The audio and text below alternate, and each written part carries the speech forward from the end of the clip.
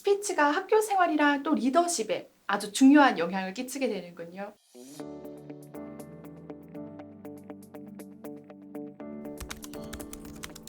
처음으로 큰애를 학교에 보내고 보니 한국 교과 과정에서는 접하기 힘들었던 파블릭 스피킹 과정이 있더라고요. 일주일에 한 토픽씩 주제를 정해서 아이가 친구들 앞에서 이야기를 해야 됐는데 준비하는 과정에서 저나 아이가 좀 힘든 부분이 있더라고요. 아무래도 이민 가정에서는 호주 가정에서처럼 토론 문화가 형성되어 있지 않다 보니 어떻게 준비를 해야 하는지 막막하기도 하고 아이가 많은 사람들 앞에서 이야기하는 게 익숙하지도 않았고요.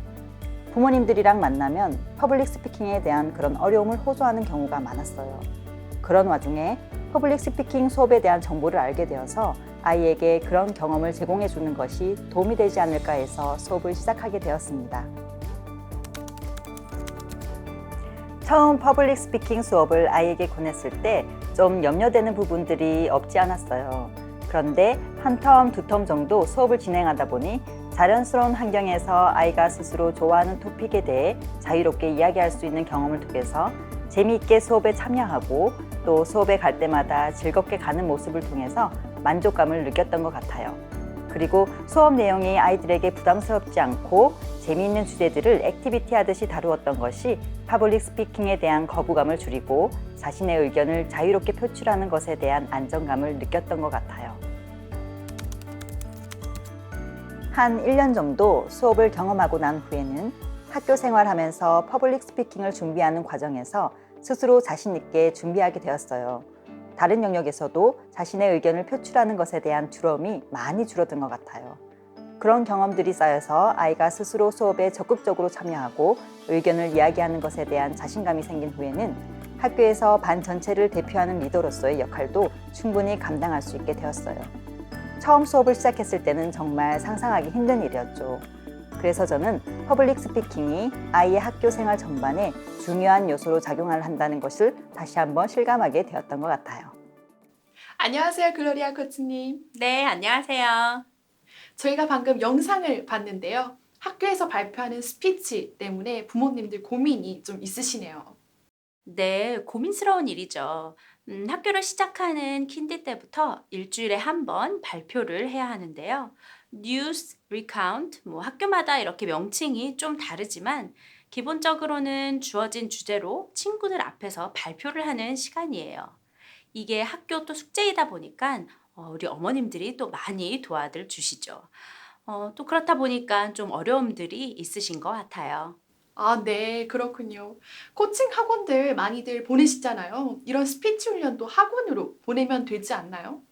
부모님들이 스피치까지 학원을 집에서 내가 직접 가르쳐야 되겠다라고 생각을 많이 하시는 것 같아요. 하지만 스피치는 학교 생활의 첫 단추라고 할 만큼 자신감과 리더십, 또 학업 능력에 영향을 많이 끼쳐요. 네, 스피치가 학교 생활이랑 또 리더십에 아주 중요한 영향을 끼치게 되는군요. 이렇게 중요한 것들을 집에서 준비하는 게 쉽지 않을 것 같거든요. 학부모님들한테 팁을 좀 전수해 준다면 어떤 것들이 있을까요? 저는 오늘 세 가지를 말씀드리고 싶은데요. 첫 번째는 주제 선정에 대한 이야기고요.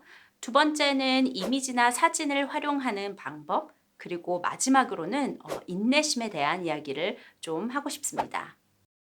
네. 굉장히 기대되는 세 가지 팁인데요. 첫 번째는 주제에 대한 이야기라고 하셨는데요. 학교 스피치 숙제와 관련된 주제들을 말씀하시는 거죠? 학교 숙제에 너무 연연해하지 마시고요. 학교 숙제 주제는 아이가 평소 관심이 없거나 또 말하기 좋아하지 않는 내용일 수도 있어요.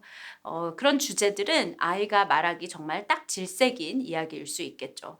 어른들도 마찬가지일 것 같아요. 그래서 중요한 건 아이가 좋아하는 주제를 선택하게 해서 말하도록 하는 겁니다. 아이가 좋아하는 주제를요? 그건 엄마와 아이가 담소를 나누는 것과 많이 다르지 않을 것 같은데, 또 말을 하다 보면 아무 말 대잔치가 될 수 있지 않을까요? 스피치의 내용과 그 깊이보다는 자신감을 갖도록 하는 게 최우선이니까요. 아이가 좋아하는 주제로 말을 해야 또 그 말 자체를 할 수 있게 되고요. 또 결국엔 아이가 나도 할 수 있어 라는 그런 생각들이 모아져서 곧 자신감을 또 만들어내게 되는 거죠. 아, 네, 그렇겠네요. 그런데 학부모님들이랑 상담하다 보면 내 아이가 좀 더 빠른 시간 안에 다양하고 또 수준 높은 단어들을 사용해서 더 길게 이야기했으면 하시잖아요. 네, 충분히 이해는 합니다만, 아직 킨디 또 1, 2학년이잖아요. 스피치의 구성과 구성별로 사용해야 할 적합한 문장과 또 그 표현을 배우는 것은 그 다음입니다. 사람들 앞에서는 그런 자신감을 먼저 가져야 그 다음 단계로 또 넘어갈 수 있어요. 그래서 아이들에게 절대로 지적하면 안 되는 것들이 있어요. 부모님들께서 좀 조심해 주셔야 되는 것들인데요. 예를 들어서 뭐 더 길게 말해봐, 뭐 다르게 말해봐, 다른 표현을 한번 사용해봐, 더 많이 말해봐, 뭐 이런 이야기들이죠. 네, 그렇다면 이미 자신감이 많고 말 잘하는 아이들은 훈련을 하지 않아도 괜찮은 건가요? 외향적인 아이라서 말하는 걸 좋아한다면 빨리 배울 수도 있겠고요. 또 내성적인 아이라면 시간이 좀 더 걸리겠죠. 그런데 이런 기질과는 상관없이 이야기를 해야 할 때 말을 할 수 있어야 되는데 제가 지도를 좀 해본 경험으로는 적어도 1년 정도 지속적으로 배워야 무대에서는 두려움을 극복하고 또 자신감을 갖게 돼서 자기 나름대로의 스토리텔링이 가능해지더라고요. 네, 그렇겠네요. 꾸준하게 오랫동안 연습해야 된다는 말씀이시죠? 그럼 두 번째 말씀하신 이미지, 사진 활용은 어떻게 하면 되는 걸까요? 네, 아이들에게 시각적인 자극을 줄 수 있는 이미지나 사진을 보여주고 그 장면을 묘사하는 겁니다. 눈에 보이는 것을 그대로 일차원적으로 설명하는 것도 사실 쉽지는 않거든요. 어떤 형체이고 어떤 색깔이며 또 질감은 어떤지 또 거기에 따른 본인의 경험까지 어떻게 묘사해야 하는지 그런 묘사법 훈련도 필요하죠. 또 더불어 관찰력이 향상되는 효과도 생길 수 있고요. 아, 네. 어떤 종류의 이미지나 사진을 활용하는 것이 좋을까요? 네, 처음엔 심플하고 또 한눈에 알아보기 쉬운 그림이나 사진이 좋고요. 시간이 갈수록 보다 다채롭고 또 복잡한 이미지로 넓혀가는 게 좋습니다. 뭐 광고나 또 영화의 한 장면도 좋은 교육 소재가 될 수 있습니다. 부모님들이 평상시에 이런 좋은 이미지나 사진들을 좀 찾아서 스크랩을 해두시면 아주 효과가 좋겠죠. 스피치는 그럼 특정 주제만을 가지고 연습해야 하는 게 아니고 우리 일상생활의 모든 주제가 될 수 있겠네요. 다양한 미디어 소스를 활용하면 아이들의 관심이랑 또 흥미를 이끌어내기 아주 좋을 것 같아요. 그럼 마지막은 인내심이라고 하셨는데요. 대충 감은 와요. 근데 좀 더 구체적으로 어떤 건지 설명해 주시겠어요? 네, 이 인내심은 아이가 아니라 부모님들께서 가져야 할 인내심을 뜻하는데요.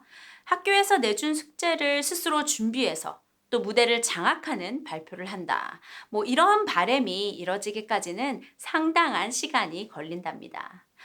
그렇기 때문에 어머님들의 잔소리 조심하셔야 되고요. 무엇보다 이 단계에서 제일 중요한 건 칭찬이라는 거 잊지 말아 주시기 바랍니다.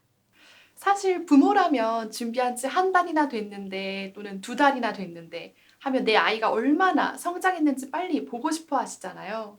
네, 앞서 말씀드렸지만 1학년 아이들을 제가 1년 정도 지도해 왔었는데요. 아이들의 성향에 따라 학습 속도의 차이가 있지만 보통 말하는 것 자체가 익숙해질 때까지는 3, 4개월 정도가 걸리고요.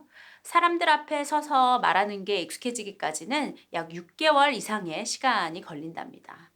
또 무대를 장악할 만한 자신감과 애티튜드를 충분히 갖추기까지는 약 1년 정도가 걸린다고 보면 되겠습니다.